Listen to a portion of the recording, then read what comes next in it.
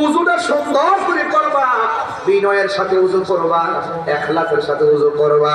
যখন তুমি বিসমিল্লাহ কইরা উযুটা করবেন, উযু করার সময় কত হাত ধোয়া লাগে। অনেক পোলাপান উযু করতে যায় তাড়াহুড়া করে, জীবনেও তাড়াহুড়া করবেন না, কারণ উযুর ভিতরে আসল খেলা। জোরে কন্যা সুবহানাল্লাহ। আত-তুহুরু শাতরুল ঈমান, পবিত্রতাই হলো ঈমানের অর্ধেক। সুবহানাল্লাহ করে গেলে নামাজ তো আছেই, সারাদিন পবিত্র থাকবেন। পবিত্র থাকলে আমার আল্লাহর রহমত আপনার উপরে থাকবে। যারা পবিত্র থাকে না তাদেরকে জমিয়ে লানত দেয়, ফেরেশতারা লানত দেয়। এই জন্য বন্ধু, ও বন্ধু রে, বন্ধু কি দিয়া ওয়াজ বোঝাবো রে বাবা।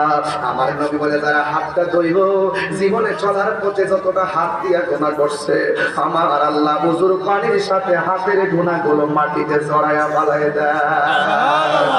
এরপরে যারা গড়গড়া করে গুলি করব, বন্ধু রে, বন্ধু রে, ও বন্ধু, যারা মুখ গড়গড়া করে গুলি করবে, আমার নবী আপনার নবী বলে বিনয়ের সাথে তোমরা ওযু করবা, আন্তরিকতার সাথে ওযু করবা, ইখলাসের সাথে ওযু করবা।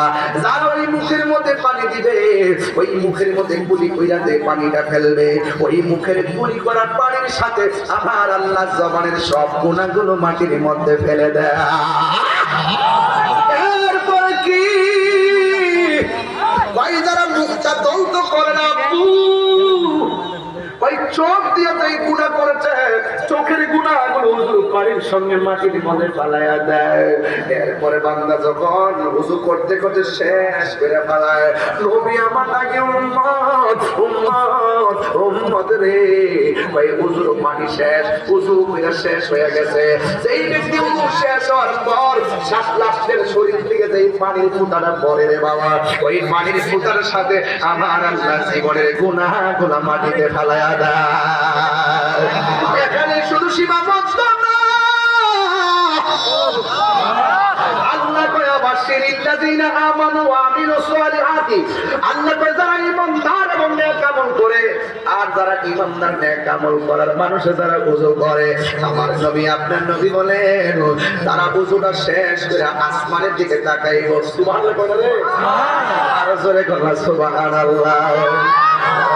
শেষ কইরা রে বাজান, দিন বুঝি না, রাত বুঝি না, ফজর বুঝি না, খালি মাথাটা উড়াইয়া আসমানে ওঠাইয়া শুধুমাত্র কালিমায়ে শাহাদাত পড়বে। আমার নবী আপনার নবী বলেন যেই ব্যক্তিরা উযু কইরা আসমানের দিকে তাকাইয়া কালিমায়ে শাহাদাত পড়বে, আমার আল্লাহর হাবিব বলেন আমার আল্লাহ রাব্বুল আলামিন তার জন্য 8টা জান্নাতের দরজা খুলে দেয়। শুধুমাত্র তাই নয়, আমার আল্লাহ তার জন্য আসমানে 7টা দরজা খুলে দেয়। জান্নাতের যেই দরজাগুলো খুলে দেয়, সে যেই দরজা দিয়া ইচ্ছা ওই দরজা দিয়াই জান্নাতের মধ্যে যাইতে পারবে। এই জন্য আমি বলছিলাম নামাজের আগে বড় প্রেমের খেলা। সুবহানাল্লাহ কেন? আরে বড় করে বল আল্লাহ। নামাজের আগেই তো প্রেমের খেলা। উযু হলো নামাজের চাবি, নামাজ হলো বেহেশতের চাবি। নবী হল আর বেহেশত হইল নবীর মহব্বতের নাম। কথা গনা ঠিক কি না? আল্লাহ ঈমান আলিম আল্লাহ মহব্বত আল্লাহ, নবীর মহব্বত ছাড়া বেহেশতে যাইতে পারবা না। এই জন্য আমার নবী বলেন 1 নম্বর নামাজ পড়া লাগবে। এখন নবী প্রথম যাকাতের কথা না বইলা নামাজের কথা কেন বললেন?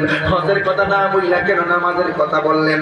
ও যুবক, এই নামাজের ভিতরে বান্দা যখন আল্লাহু আকবার বলে দাঁড়ায়া যায়, আমার আল্লাহ রাব্বুল আলামিন কই বান্দারে খলাকতু বিয়াদাইয়া, আমি আল্লাহ তোরে নিজের হাত দিয়া বানাইছি।